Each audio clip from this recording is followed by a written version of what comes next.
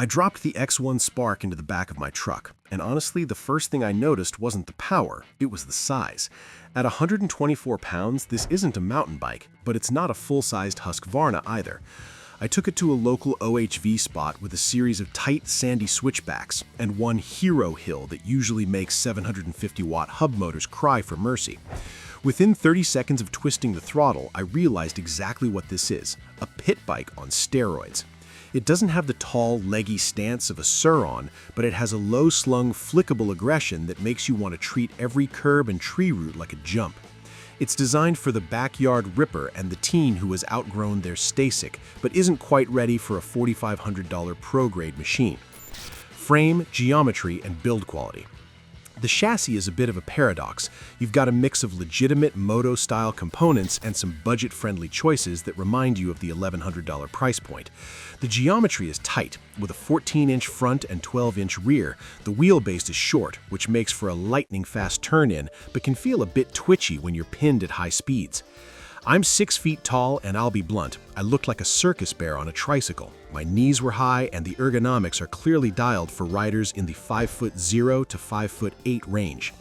The frame itself feels stiff enough to handle the 4,500-watt peak output, and the battery integration is solid, sitting low in the cradle to keep the center of gravity planted. The chromed-out orange shocks look sharp, but the plastics feel a little thin. Expect some battle scars if you lay it down on rocky terrain. Power and drivetrain. This is where the X1 Spark stops being the toy and starts being a problem for your local park ranger. We are talking about a 4,500-watt peak mid-drive motor pushing out a claimed 283 Newton-meters of torque. In the e-bike world, we're usually excited about 90 Newton-meters. This is a different universe. Motor engagement. There's zero lag. On many budget bikes, there's a dead zone in the throttle where you're waiting for the controller to wake up. Not here. The second you crack the grip, the rear tire is looking for traction. The modes. Eco is basically a walking pace. Sport is where you'll spend most of your time trail riding. Turbo is the hold on to your hat mode. I managed to get it up to 46 miles per hour, GPS verified, which is terrifyingly fast on 12-inch wheels. The feel. Because it's a mid-drive, the weight is centered. When I hit the hero hill, the bike didn't bog down, it just churned through the dirt. It's not refined power like a Bosch motor. It's raw, noisy, and slightly violent, which is exactly what you want in a dirt bike. The competition, real-world alternatives. The elephant in the room is the Sur-Ron Lite B-S, the youth version, or the Segway X160.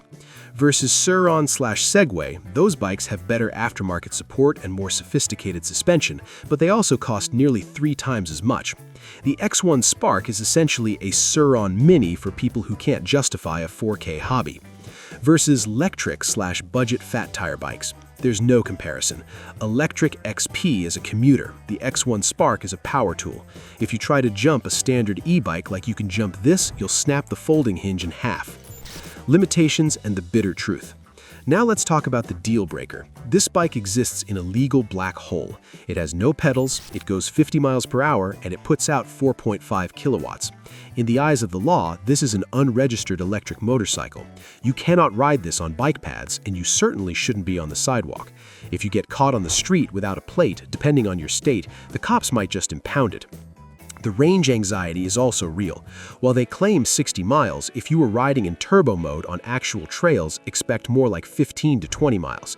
If you're pinned, you can kill this battery in 45 minutes. Also, the mechanical noise from the chain and mid-drive is loud. Don't expect to be a stealth woods rider. Finally, the brakes are 200mm hydraulics, which are decent, but at 45 miles an hour they feel a bit mushy. I'd want more bite for high-speed stops. The final verdict: buy or skip.